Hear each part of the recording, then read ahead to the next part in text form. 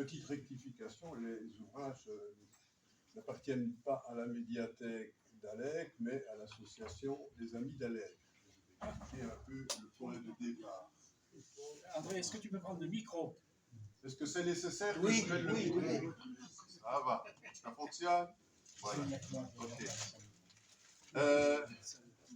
Le point de départ, en 2018, justement, l'association des Amis d'Alec reçoit un message de la part d'un libraire spécialisé en ouvrages anciens à Paris, la librairie Emmanuel Fradois.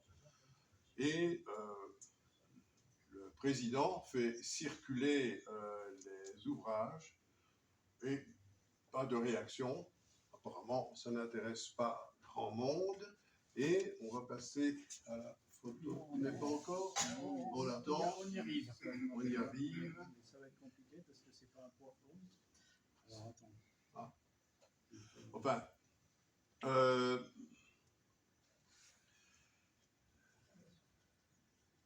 Ces reliures, on va arriver à les voir au niveau des photos à un moment donné, représentent les... Voilà. Ça ne marche pas là-bas. Ça ne passe pas. Ça marche ici, mais ça ne passe pas là-bas. Alors, je vais y arriver, mais il va me falloir un peu de temps. Un peu de temps. Si tu veux, tout simplement. C'est relié aux armes d'Yves V d'Allègre, voilà, et de son épouse Jacques de Garot de Caminade. Alors, ces ouvrages sont annoncés plus ou moins à 800 €. C'est déjà une somme pour une acquisition. Alors, je fais une petite recherche parce que j'avais appris par mon prédécesseur sur ce site que Yves V d'Allègre, qui était devenu d'ailleurs à la fin de sa vie maréchal de France, avait une bibliothèque très importante et que ces ouvrages auraient même été reliés par le célèbre relieur Padeloup, qui était relieur du roi Louis XV. Et en principe, sa bibliothèque aurait été installée à la Bibliothèque nationale de Paris.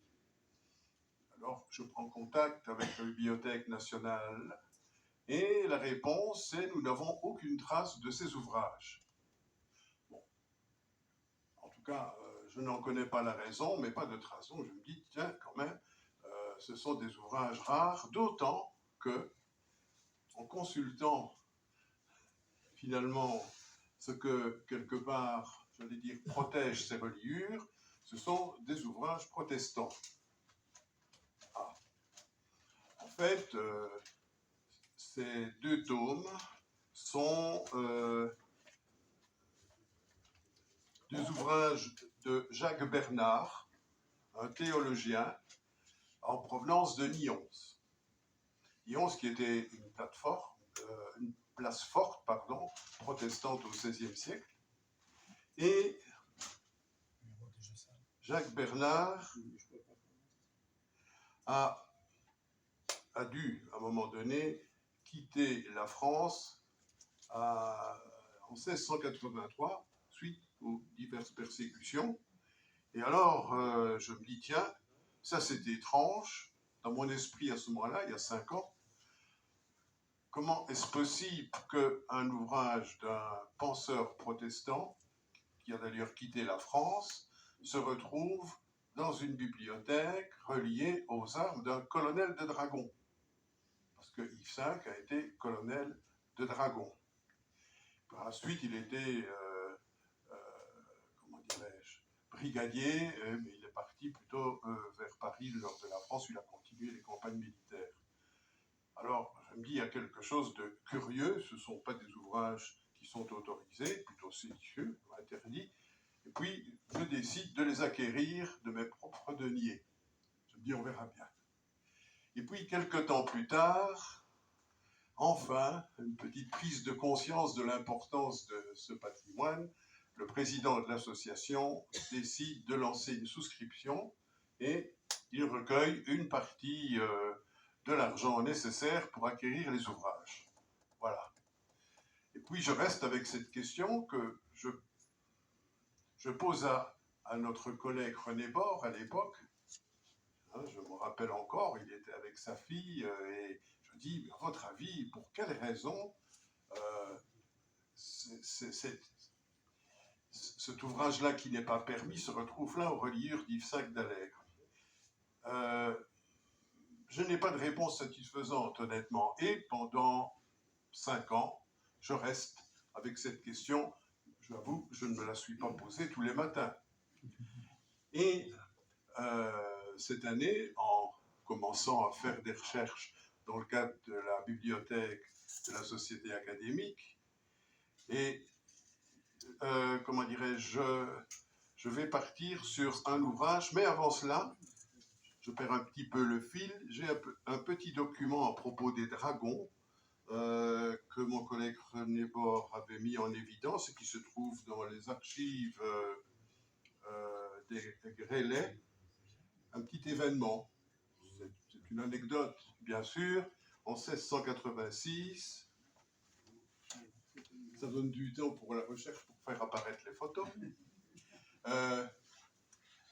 Jean Lacroix, soldat dragon de la compagnie de Monsieur d'Arène dans le régiment de Monsieur le Marquis d'Allègre, étant de garnison à Varennes-Saint-Honoré, étant venu dans cette ville le mercredi 13 février, jour de marché, s'est trouvé mort. Le lendemain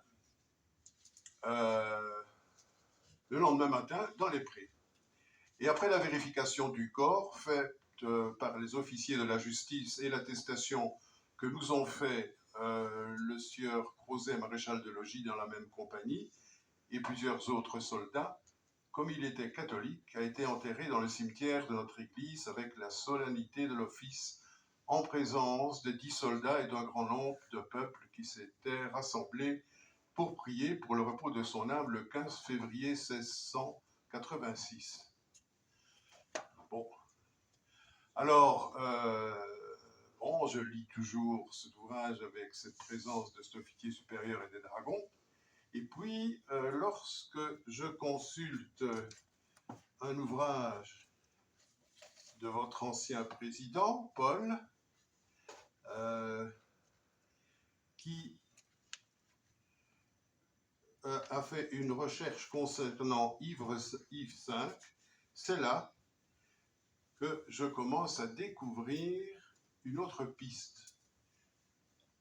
En fait, Yves V,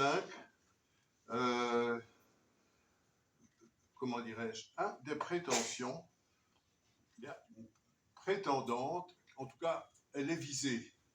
C'est Jeanne-Françoise de Garot de Caminade, qui est fille du président Amortier du Parlement de Toulouse. Alors, ce qui l'intéresse lui, mais pas seulement lui, mais le fils de Madame de Sévigné, c'est la dot. Alors, c'est une dot de 100 000 écus bien comptés. Alors, j'ai trouvé le moyen de faire un petit calcul grâce à un logiciel, et cette dot correspondrait à notre époque à 10 381 000 euros. C'est confortable. Bon, le fils, ça commence quand même à devenir intéressant. Alors, suivante, tu peux aller voir. Voilà l'ouvrage. Et ce n'est pas un ouvrage dissimulé parce que sur le dos de la reliure, vous voyez, tome 1, l'excellence de la religion, et tome 2. Ça, c'est intéressant à savoir aussi. Bon, le problème, c'est que Yves V l'emporte, et pas le fils de Madame de Sévigné. Et c'est là que j'apprends des informations qui vont me mener sur la bonne piste. Alors, Charles de Sévigné est évincé, mais Madame de Sévigné se déchaîne. Elle a la plume facile. Alors, qu'est-ce qu'elle dit? Elle a perdu 10 millions. Ah oui, eh oui. Elle écrit « Les Daleks ont été éblouis de cette somme, ils sont avares. Mais en même temps, on leur a donné la plus folle, la plus dissipatrice, la plus ceci, la plus cela qu'il est possible d'imaginer. Imaginez ce que vous voulez, c'est pas très positif. Le mari, un peu effrayé, on le saurait à moins, l'amena dans ses domaines auvergnats, espérant que l'économie proverbiale de nos compatriotes l'inciterait à de salutaires réflexions. Peine tentative, car elle s'employa à meubler sa maison de campagne des plus superbes brocarts d'or et tapisseries et en chaises. Bien plus, dans son exil provincial, saisie d'une crise d'exaltation religieuse, dévote à triple carat et folle au centuple, en une fois, elle mit un remboursement de 200 000 francs en tableau de dévotion. Alors, elle revient à Paris, où elle ne bouge plus de l'église. C'est une sainte, l'exemple de toutes les femmes. Elle rêve d'aller au désert vivre la vie des premiers anachorètes. Ouais, ce n'est pas une insulte du capitaine Haddock. Hein. Non. Alors, voilà, soit elle part vers l'Égypte ou la Palestine. Après une folle équipée, elle est sur le point d'embarquer à Dieppe et de partir là au bout du monde. On la prend, on la ramène bien joliment, elle est un peu embarrassée. Et Yves V, son mari, de même, il continua la vie des camps et laisse à dire. Bon, ben, Jeanne de Garreau et sa fille se plongent un peu dans le mysticisme, en tout cas des recherches au niveau religieux. Et c'est là que je me dis, mais tout compte fait, ce n'est peut-être pas la bibliothèque d'Yves V, mais la sienne. Alors, je continue à chercher. Voilà, tu peux avancer, ok. Voilà, encore les armes. Les armes d'alliance, hein. Les armes d'alliance, voilà. On voit et les tourelles et les... Je ne sais pas comment. On peut, oui. Et les 10 millions. Voilà. Alors, on va reparler de l'auteur par la suite. Alors ici, c'est une planche de Lenoir. C'est un artiste du XXe siècle qui a représenté les dragonnades d'aquarelle. Voilà, ici, Jeanne de Garreau, toujours dans cette recherche de M. Paul. Et ensuite, voilà l'ouvrage qui m'a permis de découvrir finalement l'appartenance de ces ouvrages. Ça va. Et ici, Yves V, maréchal de France. En tout cas, il est représenté comme tel. Voilà. Alors, ok. Alors ici, en cherchant, je découvre d'autres ouvrages exactement aux mêmes armes. Alors ici, le premier, c'est un ouvrage de Fénelon. Alors, Fénelon, on a dit de lui à un moment donné, parce qu'elles ont été, comment dirais-je, Jeanne de Garreau et sa fille s'étaient étroitement liées avec Fénelon. Elles font même un pèlerinage de Cambrai pour aller baiser l'anneau de l'archevêque exilé, de cet archevêque dont on disait qu'il sentait légèrement le fagot.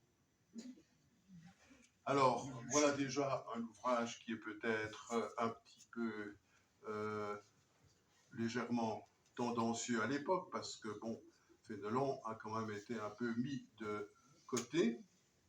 Ensuite, ok, voilà, un ouvrage de Pascal. Alors, cet ouvrage de Pascal a été, lui, publié à Amsterdam. Pourquoi ? Pensée de Pascal sur la religion et sur quelques autres sujets qui ont été trouvés après sa mort parmi ses papiers. Ah, ça, c'est peut-être intéressant.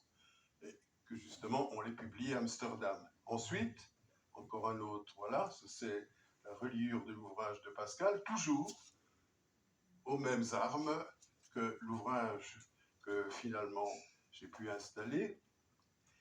Voilà. Et ensuite, le dernier, qui se trouve à Lyon, à la bibliothèque, et qui est indiqué possesseur Jeanne-Françoise de Garreau de Caminade, marquise 1659-1723, c'est la date de son décès. Donc c'est bien sa bibliothèque. Alors on va revenir à l'auteur. Jacques Bernard est né à Nyons le 1er septembre 1658 Il est décédé à Leyde en 1718. Donc il est parti à Leyde comme théologien, historien, également mathématicien et pasteur de l'église wallonne. Qu'est-ce que c'est que l'église wallonne? Je peux en parler un peu puisque je suis wallon également. En fait, janséniste. Pardon? Pas janséniste pour autant. Voilà.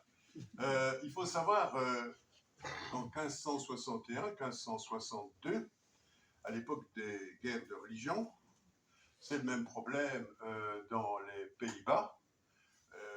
Les protestants sont persécutés, mais, comment dirais-je, ils parviennent aussi à créer entre eux toute une solidarité. Par exemple, la ville de Tournai est considérée comme la Genève du Nord. Bon. Alors, qu'est-ce qui va se passer à la fin des guerres de religion en France? Ils sont quand même fortement persécutés, notamment évidemment par le pouvoir en place. Ce sont les Espagnols. Donc, ils vont émigrer dans les Provinces-Unies. Guillaume d'Orange, qui en fait est tout à fait en conflit avec le roi d'Espagne. Et là, ils vont être accueillis à bras ouverts, pour toutes sortes de raisons d'ailleurs, et ils vont pouvoir créer des églises, des écoles, universités, où évidemment Jacques Bernard va pouvoir retrouver des compatriotes qui parlent la même langue. Mais ils vont aussi accueillir par la suite des protestants français qui sont persécutés. Non seulement à l'époque de la Renaissance, mais par la suite. Donc c'est un peu comme si les Belges avaient accueilli les Français en difficulté à un moment donné. Vous voyez, nous sommes plus que cousins, nous sommes même frères en réalité. Donc c'est ce qui s'est passé par exemple en 1712, quand Louis XIV, un peu obligé de reculer dans sa période de conquête, a été obligé d'accepter des accords d'installation de places fortes à Tournai, à Comines, Warneton, etc. Donc, les églises wallonnes sont redescendues, s'installer dans ces villes. Et qu'est-ce qui s'est passé? Comme les protestants, avec la révocation de l'édit de Nantes, ne pouvaient plus célébrer leurs offices, ils passaient la barrière et ils allaient célébrer les baptêmes et les mariages à Tournai, à Comines, Warneton ou dans d'autres petites villes libres. Voilà ce que était l'église wallonne. Et donc là,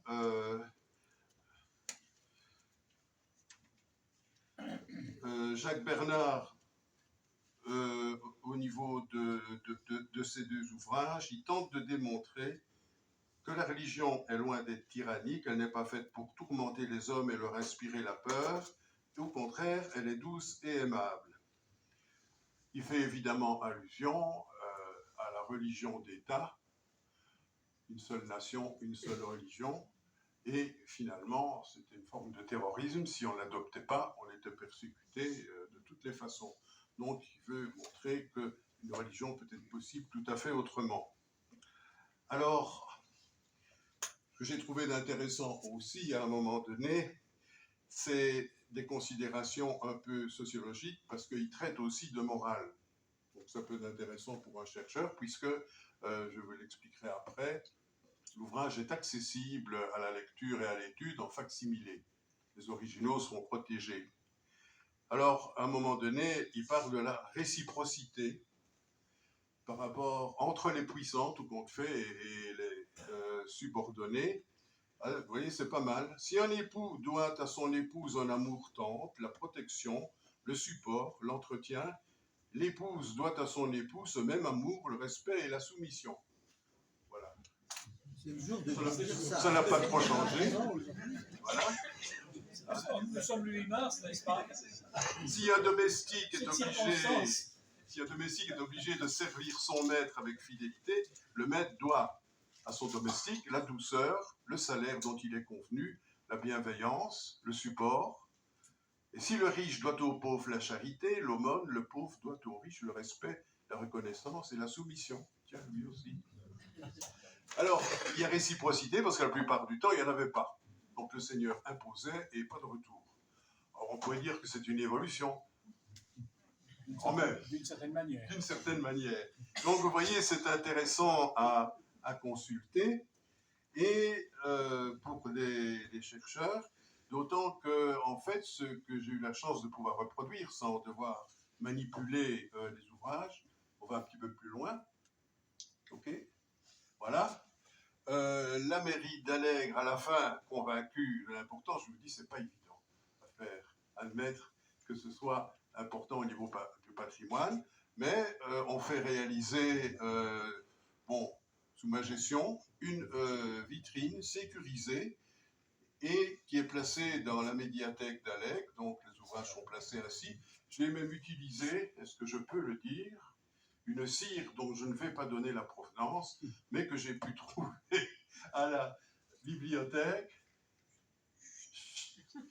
qui provient d'ailleurs de la Bibliothèque nationale, de manière à traiter les couvertures qui commençaient un peu à sécher, donc elles sont vraiment bien imprégnées de cette cire qui a ravivé les ors. Et ça, c'est, comment dirais-je, vendredi dernier, inauguration avec le maire, de cette présentation et l'accessibilité aux facsimilés, qui sont la deuxième édition, qui en fait est sortie après la mort de l'auteur, et c'est intéressant parce qu'elle contient sa bibliographie d'époque, ce qui ajoute encore un peu à la recherche.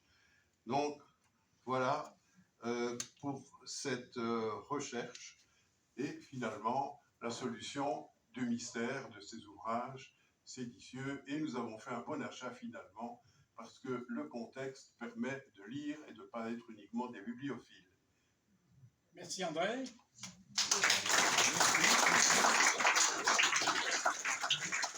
Avant de vous donner la parole pour d'éventuelles questions, André a évoqué l'utilisation de cire provenant de la Bibliothèque nationale.